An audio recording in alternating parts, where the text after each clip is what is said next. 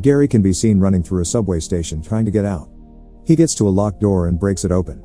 Once inside, he heads to a window, only to find it bricked up. Suddenly, all the lockers in the room open, revealing their mirrors. Gary walks up to the giant mirror in the room and says he wasn't trying to escape. The mirror begins to shatter and he wants to clean it up, but breaks off a piece. He says he's sorry and goes to pick up the piece, but his mirror image stays in place.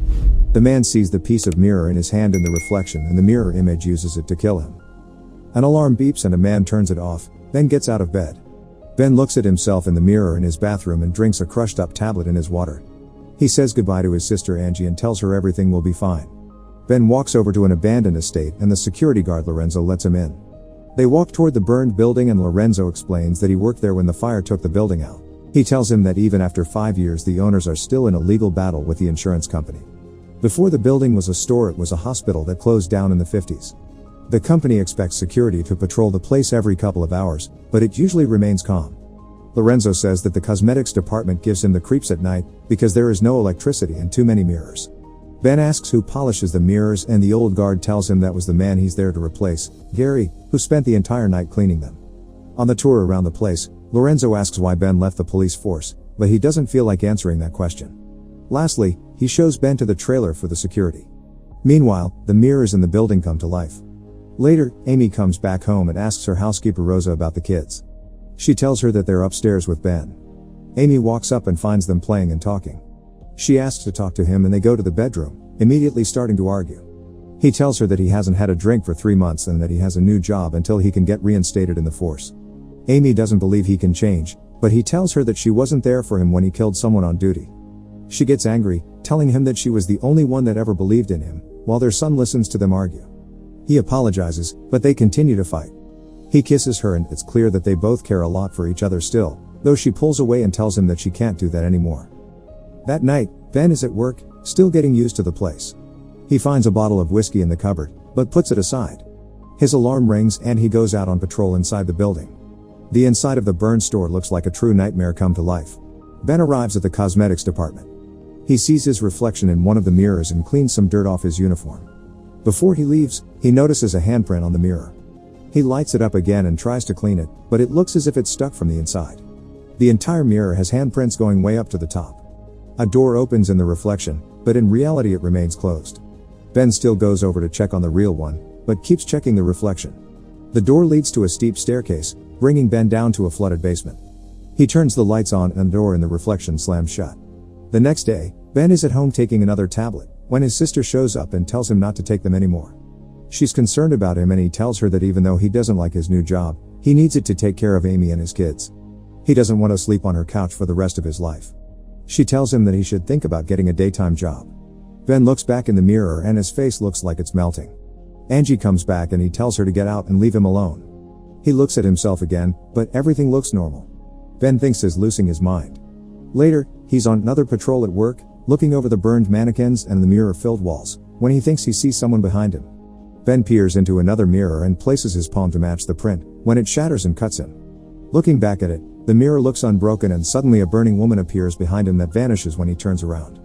He looks back at the reflection and sees people in flames, but nothing in real life. A fire starts and Ben bursts out in flames, but in reality there is nothing wrong with him. He puts himself back together when he notices that everything is fine and he finds Gary's wallet on the floor. Ben gets back to the trailer and goes through Gary's locker. He cleans out his wound and dresses it. Ben checks Gary's wallet and finds a note inside, with the word Essaker written on it. He's back inside the building and goes up to the second floor to the cosmetics department. When he gets there, he checks the walls and suddenly hears a woman screaming in pain. He places where the sound is coming from and runs towards it. He enters a room looking for the woman, going through every part of the place, but he can't find her. Suddenly, he hears her again and sees her reflection in the mirror, but doesn't see her normally.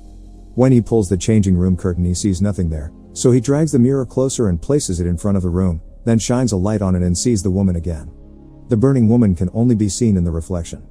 Ben's son Michael wakes up screaming, and when Amy goes over to comfort him, he says that there is a lady screaming in the mirror. She tells him it's just a nightmare and leaves his room, leaving the door open. She goes to bed and when she turns off the TV, the woman appears on the screen and back in Michael's mirror. Later, Ben is at the bar where Angie works and is telling her about what he experienced. She thinks it's just the stress from everything that has been going on in his life. But Ben keeps talking about mirrors and how they are everywhere. He feels like the reflection is looking back at him. Angie tells him to talk to someone and pleads with him to get some sleep. Ben is sleeping when someone knocks at his door. He gets a package from Gary. It contains articles about the fire in the store and one on the man that confessed to the crime of setting it on fire. Ben arrives to work as Lorenzo is leaving and he wants to talk to him about what he's been seeing. However, Lorenzo tells him that the police has been there and has informed him about Gary's death. They didn't tell him how he died. Lorenzo tells Ben that they'll send someone over to fix the leak in the basement. Amy is at work overseeing an autopsy when she gets called into the lobby to meet Ben. He asks her to show him Gary's body because he needs to know how he died. Ben tells her everything and convinces her to help him.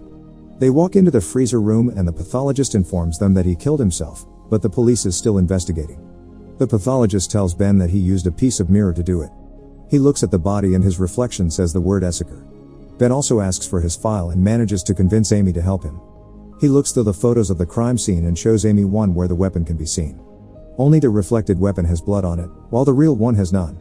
Ben has started to think that the mirrors are showing something that isn't really happening, making us do things that we don't want to do. Amy tells him not to talk like that if he wants to get reinstated. He says that he's seeing things and feeling what they're showing him. She asks what medication he's taking to stop drinking. Ben shows it to her and she says that the drug has a lot of side effects. He apologizes for bothering her and thanks her for trying to help. Later, Angie is getting ready to take a bath. She takes off her robe and walks away to the tub, with her reflection staying in the mirror. As soon as she's in, the reflection begins to tear her face in two, making the same thing happen to Angie in reality. She dies in the tub. Next, the police is there investigating her death. A detective walks into the bathroom and drains the bathtub. He reveals her face and sees the damage. Ben comes home and when the officers restrain him from going inside, the detective comes out of the apartment and hold them back when he wrestles out of their hands. When he sees the body, he vomits in the sink. Ben is crying over her body in the mortuary, while Amy talks to Larry and tells him that Ben would never hurt his little sister. Larry says that his story checks out in most parts, but that his colleague has told the cops that Ben was planning on leaving the job. He tells Amy that they will let him go because they have no reason to keep him. She goes over to him and offers him to stay with her and the children back at the house, but he doesn't want to put them in danger. Ben thinks that the mirror came after Angie, but Amy misunderstands and tells him to tell Larry everything. He doesn't think either of them will believe him about what he thinks has happened. That night, Ben is in the store and he's trying to break the largest mirror. When it doesn't work, he takes out his gun and shoots at it, finally making a dent. But the mirror heals itself. He keeps banging on it and drops desperate next to it, asking it what it wants from him. The mirror writes him a message, the work Essaker. Later, Ben asks Larry to run the name for him, because he couldn't find it online. He's doing research on the store and the fire, but he has trouble connecting the dots. The man that set the fire in the store kept claiming that the mirrors are guilty. Larry calls him back and tells him that he didn't find anything on Essaker, so Ben tells him to run the name of the arsonist, Terrence Berry. He tells Ben that he's dead, but gives him the name of the asylum where he was kept. There, Ben talks to his doctor, who tells him that the patient thought there were two separate realities. He shows him the interviews with Berry. During the interview, the man says that the mirror killed his family because he couldn't find Essaker. Ben fears for Amy and the kids, so he goes over to the house and takes out all of the mirrors, scaring Rosa and the kids. When he can't remove one from his daughter's room, he paints over it. Amy arrives because Rosa called her and she's pissed at him when she sees what he's doing. She asks him to leave and he says that he'll do it after he covers the mirror. Amy doesn't understand what is happening to him. She tells Ben that Michael is acting strange because of his influence. He takes her outside to show her what is happening, but when he shoots the mirror, it doesn't heal itself back. The kids are looking at him through the window, scared about what is happening. Amy begs him to put the gun away and come inside, but he drives off. In the car, he can't calm himself down and almost has an accident when he sees Angie in the rearview mirror. He avoids the accident and destroys the mirror. Ben goes back to the store and walks through the basement looking for something. He finds an old sign of the psychiatric wing of the hospital that was there before and locates the place where the water in the basement is coming in. He breaks a hole in the wall and enters a room with a strange contraption inside. He steps inside the contraption with a chair in the middle. He sees the restraints on it and then notices that it's surrounded by mirrors. Ben keeps looking at his reflection and suddenly it shoots at him. Later, he calls Larry again and asks him to locate the patient employee manifest for the hospital that used to be there. Ben tells him to look for a patient or employee with the name Essaker. Before he hangs up, Larry tells him to keep his head down. They meet that night and Larry gives him all of the medical files he could find on Anna Essaker. Larry found the files in their evidence storage, because they were a part of a cold case. The girl was only 12 years old when she was committed. She died along with the other patients in the hospital, who killed each other on the same night. The hospital got closed down after that. Their doctor was arrested, but he killed himself with a piece of the cell mirror the next day. Ben goes back home and investigates Essaker's files. He notices that she's blurry in all of the pictures from the hospital. She was committed for schizophrenia with delusional and violent behavior. The only picture he finds from her that isn't blurry is from the year before she died. He finds another file that says that she was discharged from the hospital 2 days before the massacre. Suddenly, he hears cracking behind the covers of his TV. He removes them and shows the reflection Anna's photo. Ben realizes that Anna is still alive. Meanwhile, his daughter is brushing her teeth in front of a mirror that Amy brought back in the house. Michael is talking to someone in his room, sitting in front of the mirror. He stands up, but Amy sees his reflection still in the mirror. When the child leaves, she goes over to the mirror and the reflection smiles at her. Amy calls Ben and tells him to come to the house because she is very scared from what she saw in the mirror. She believes him now, and they are both seen covering up every reflective surface in the house, from mirrors to windows and TVs. When they're done, he says goodbye to the kids, then to Amy, who is sorry that she didn't believe him. Ben goes to Pennsylvania to find Anna. He turns on a dirt road when he sees her name on the mailbox. Ben arrives at the house and recognizes it from the photo. He knocks on the door, and when no one answers, he goes to the window when a dog scares him. A boy walks out asking what he wants, and Ben tells him that he's looking for Anna Essaker. He tells his mom what Ben is asking for, and she comes out of the house asking what he wants from Anna. Ben lies to her that he's writing a paper on schizophrenia, and she sends the boy in to tell his grandfather that someone is asking about his sister. The old man takes him down to the basement where they used to keep her because her fits were too violent. He tells Ben that they had every priest, healer and doctor from all over the county, but no one could help her. Ben steps in and sees the state of the place where the girl was kept, as her brother tells him that Dr. Kane was the only one that answered their cries for help. He didn't believe in demonic possession, and he thought that he could help her. Ben asks the brother where she went after the hospital, but he thinks that she died there.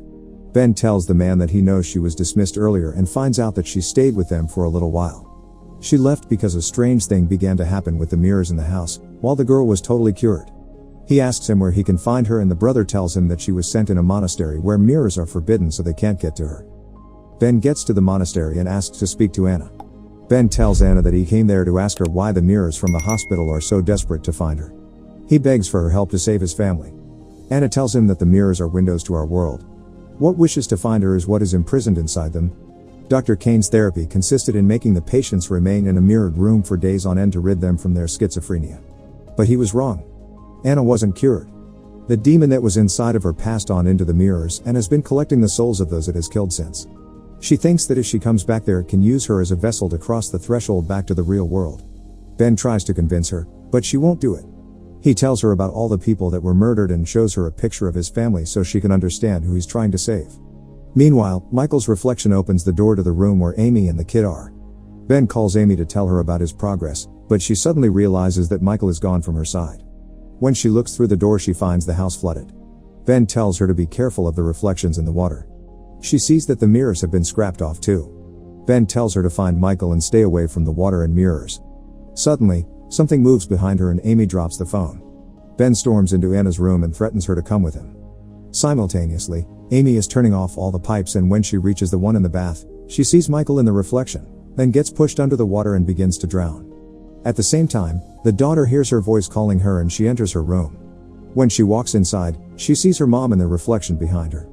The reflection grabs her and starts cutting her, when the real Amy comes inside and pulls her away from the mirror. The reflection is angry that they escaped. Amy hides her daughter in the closet and tells her not to move from there no matter what she heats. The house keeps flooding. But Amy walks down to the first floor to find Michael. He's scrapping off the paint from the mirror with a knife. Michael tells Amy not to be scared because he just wants to play with them. He runs away with the knife and she goes after him, then sees his reflection under the chair, thinking that he's hiding from her. The reflection cuts her and runs away. In the meantime, Ben takes Anna back to the building. As soon as they enter, things start appearing in the mirrors all around. They go down to the basement and Ben gets her to the chair because she keeps her eyes shut. She tells him to strap her on the chair and that there is no other way to save his family. Back at the house, Amy finds Michael sitting in the water. When she approaches him, his reflection looks at her, then pulls him under the water. Amy can't get him out, so he drowns. Anna tells Ben to leave her inside and begins to pray as the demon pushes through the mirror reality. She opens her eyes and all the mirrors in the building explode, killing her in the process. Michael is released from the water too, and Amy performs CPR on him until he spits out the water. The mirrors in the building are completely destroyed. Ben walks inside the mirror chamber, but doesn't find Anna there.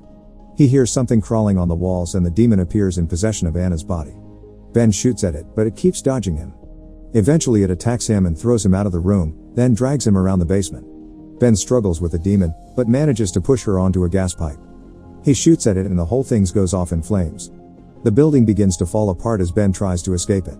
The demon attacks him again, but he pushes it off and it gets caught under the rubble. Ben gets caught as well. Fortunately, he pulls himself out of the rubble and walks outside, where a cop car is waiting. Policemen and firemen pass by him, but no one notices him. He walks over to Lorenzo, but sees that his badge is the wrong way round. The signs on the cars are the same way. He finally checks the wound on his hand, but it appears on the wrong one. Ben walks outside, but doesn't see his reflection. He puts his palm next to a mirror and his print appears on the other side. Make sure to subscribe and turn on notifications so you can watch more videos like this. Thanks for watching.